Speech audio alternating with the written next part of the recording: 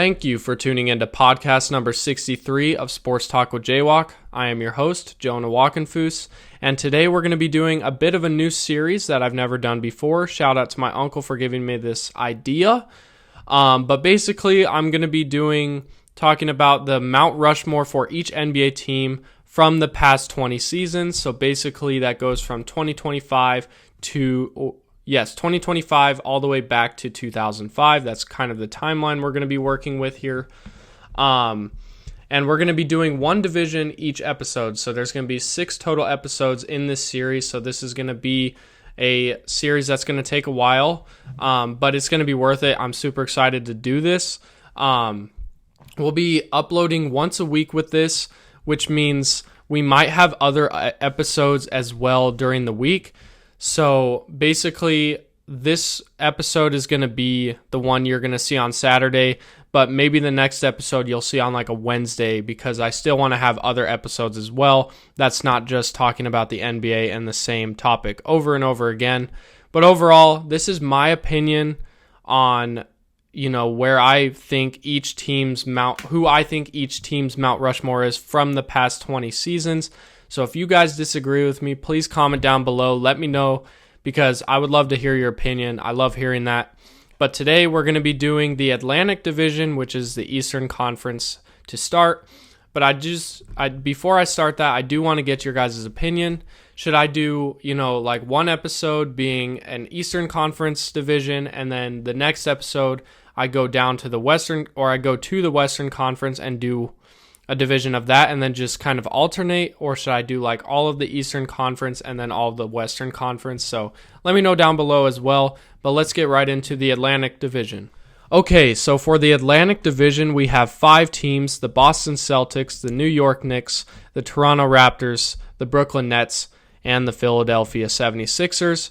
And basically, the way I'm ranking each player on, or the reason why I'm putting these certain players in the Mount Rushmore is because of how much they did for the team based off of success, but also how much of a fan favorite they are. So if they're one or the other, I still would consider putting them up there. If they're both, I'm definitely most likely going to put them up there. But also, like, there's like some people may have like fan favorites. Like, I'm a Bulls fan, so maybe I had a fan favorite of like Robin Lopez when he was on the Bulls, which isn't true. I'm just like giving an example. But like, he really didn't help with winning. I mean, the Bulls haven't won much lately, which is depressing. But he also really wasn't like incredible in Chicago, so I'm not going to put him on that list. If that makes sense. Like, you have to be good and a fan favorite if you're going to be a fan favorite that lands on this Mount Rushmore.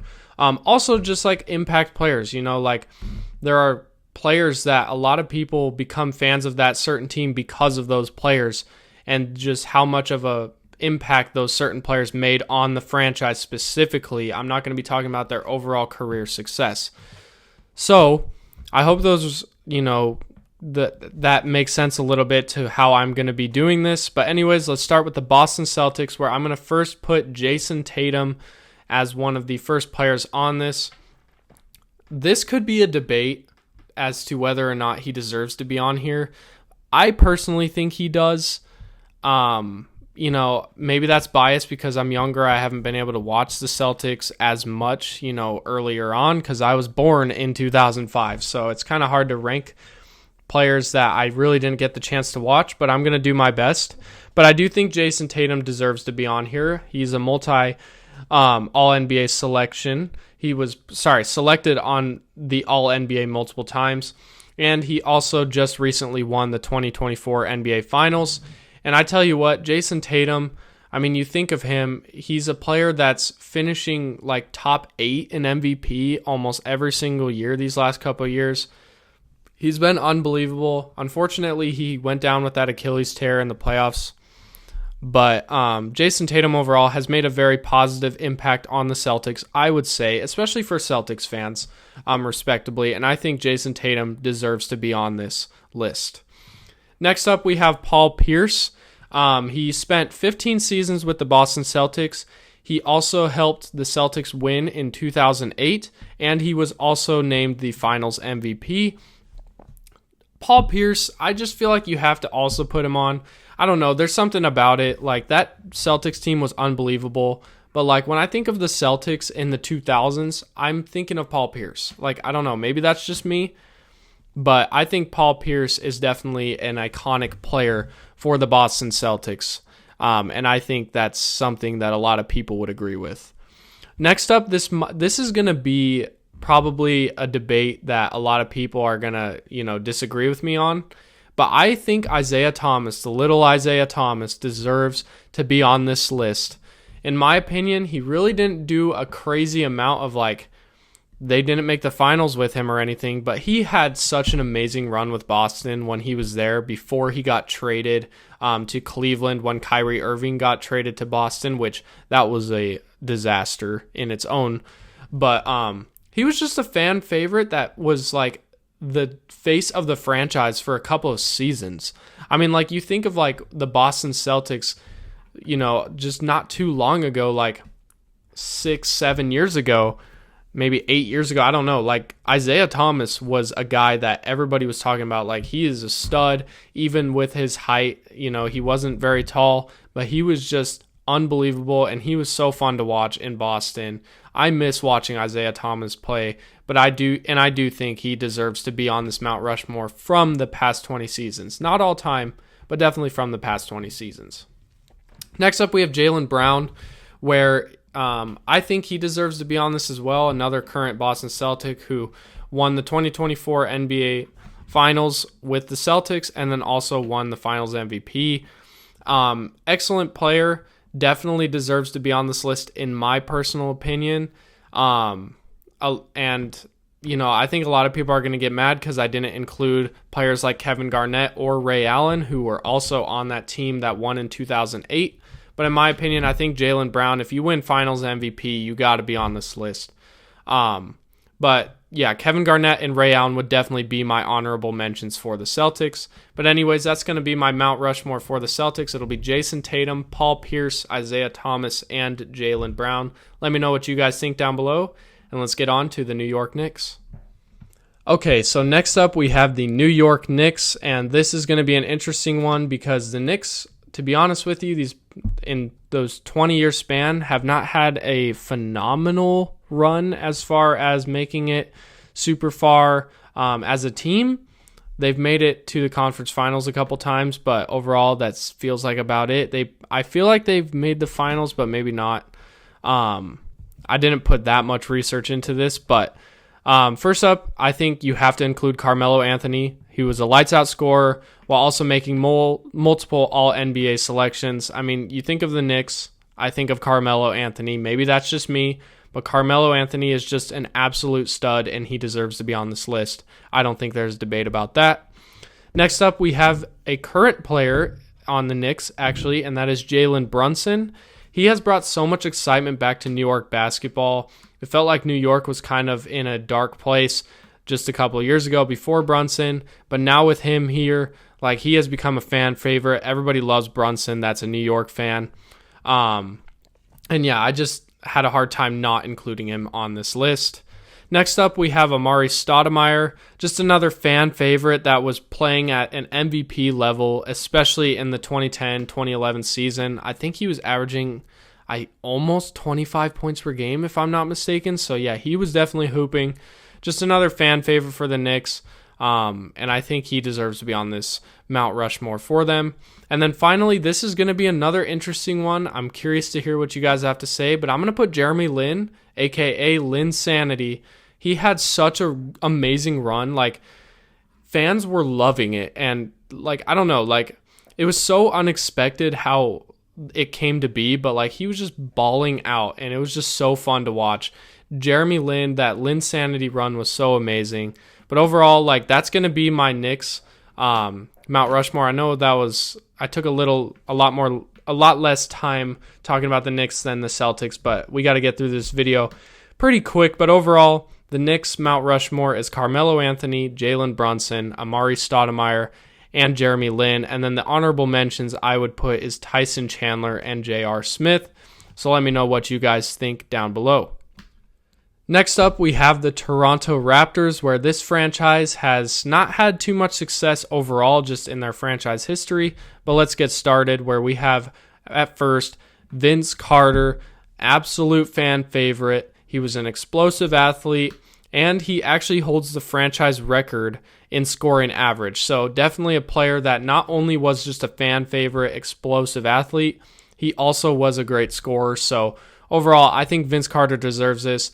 And when you look at that Toronto Raptors jersey, like the purple Toronto Raptors jersey with the dinosaur on it, you think of Vince Carter. You just have to. And I think this last year they literally put like Vince Carter on the center court for a certain game, like of him as a dinosaur dunking, I think, or something like that. So yeah, Vince Carter definitely deserves to be on here, and he is a fan favorite by far for the Toronto Raptors. Next up, we have Kyle Lowry, where he holds several franchise records, and he also helped win the 2019 NBA Finals. That was a really good run, and he's just been loyal to the franchise. I know he hasn't been on the Raptors for a couple of seasons now, but he was one of the players that just stuck with Toronto, even in the thick and thin, and he ended up winning a championship. So I had a hard time not including him. Next up, we have DeMar DeRozan, where another key player for many years with the franchise. Unfortunately, he got traded the year they won the championship, so he didn't actually get a ring. But DeMar DeRozan is very important to the franchise. And without DeMar DeRozan, I feel like this franchise wouldn't be the same because they wouldn't have gotten Kawhi Leonard. So I had to include him. And then finally, it's kind of funny, we're going to include Kawhi Leonard as well. The Finals MVP of the 2019 NBA Finals. Only played one season, but the impact he made was unbelievable. This was the first ever NBA Finals appearance for the Toronto Raptors, and they won it because of Kawhi Leonard. He was balling out that year. You could also debate the Warriors were very, very much injured, but overall, you can't take away the fact that Kawhi Leonard was hooping. And then for my honorable mentions, I'm going to have Pascal Siakam along with Chris Bosh. But overall, the Mount Rushmore I have for the Toronto Raptors is Vince Carter, Kyle Lowry, DeMar DeRozan, and Kawhi Leonard. So let me know what you guys think down below.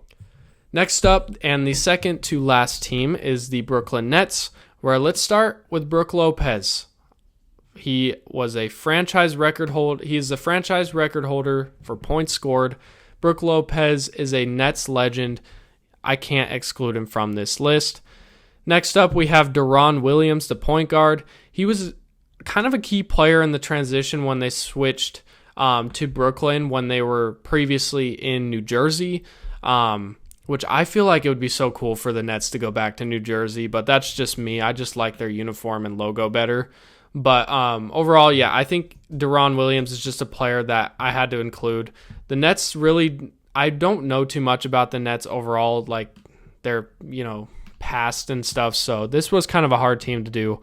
So bear with me on that. Next up, we have Jason Kidd, just kind of a franchise legend. I mean, I know this was before 2005, but he led them to the finals twice. Just an excellent player. You can't, I just feel like I couldn't not include Jason Kidd, but that's just me. And then finally, we have kind of a duplicate. We have Vince Carter, who was just recently on the Raptors one, but he was just an electric player for the Nets and just another fan favorite. You can't go wrong with Vince Carter. And then for the honorable mentions, I have Kevin Durant and D'Angelo Russell. Some may say Kyrie Irving.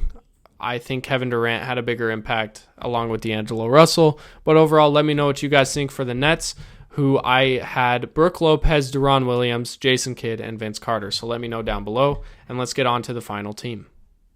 And finally, we have the Philadelphia 76ers, a team that really was not super successful for multiple years of this 20-year span. But let's get started. So first up, we have Joel Embiid, a.k.a. The Process, who they like to call. He was a 2023 MVP. I feel like you have to include him. Definitely an unbelievable player. For the 76ers, you know how I don't really like Joel Embiid's mentality, especially when he goes into the game, and just how much he gets foul calls for him. But overall, I think he deserves to be on this list. He was the reason that the Philadelphia 76ers got back to any sort of relevant like state because he was literally nicknamed the process for a reason. Like, this team was really bad before him. So yeah, he has to be included. Next up, we have Andre Iguodala. I want Iguodala. Anyways, that's kind of weird. But anyways, he was just a really good, strong defender with great scoring abilities and played many seasons with the franchise. Just an excellent player. Before he went to Golden State, he was an excellent player in Philadelphia. People forget, like, Iguodala was actually like a star in the league. And he was a pretty almost nearly star in Golden State. So he definitely deserves some respect. Next up, we have Allen Iverson.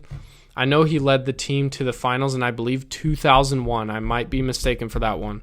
But he was just an exciting point guard who's just an excellent scorer and just made an impact on the franchise no matter what. I mean, when you think of the 76ers or when you think of Allen Iverson, his best years were definitely in Philly. So I think he deserves to be on this list for sure.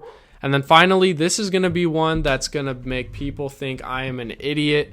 I do not care what anybody says. I'm going to put Ben Simmons on this.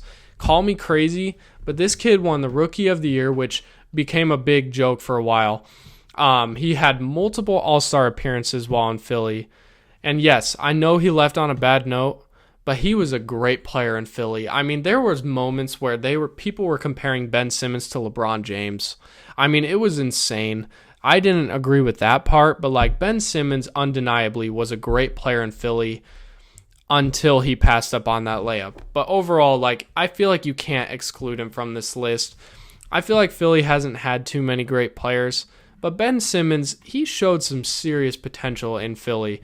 Unfortunately, injuries and just his jump shot kind of got in the way of that, of him being an excellent player in Philly. But overall, I'm going to have my Mount Rushmore for the Philadelphia 76ers are Joel Embiid, Andre Iguodala, Allen Iverson, and Ben Simmons. And then I would put the honorable mentions as Jimmy Butler, who was probably the hardest person to not include on this list, along with Drew Holiday. And the 76ers was by far the toughest team I had to, the toughest team in the division to kind of determine who I would have as the Mount Rushmore, just because of their lack of success in the past 20 years. They just haven't been an excellent team, or they really haven't been that great of a team these past 20 years. But overall, that is going to be the Atlantic Division for Mount Rushmore. Let me know what you guys think down below about this format. Give me ideas if there's any ways I could change it for the next episode. And let me know, should we do a Western Conference division next or just do another Eastern Conference division next? But anyways, that's going to be the end of podcast number 63 of Sports Talk with JWock. I appreciate all of you for tuning into this week's episode. Check out my social media platforms where you can hear more news about when future episodes are. And if you want, hit the subscribe button, hit the like button. I hope to see you all next week, and I hope you all have an amazing week. God bless.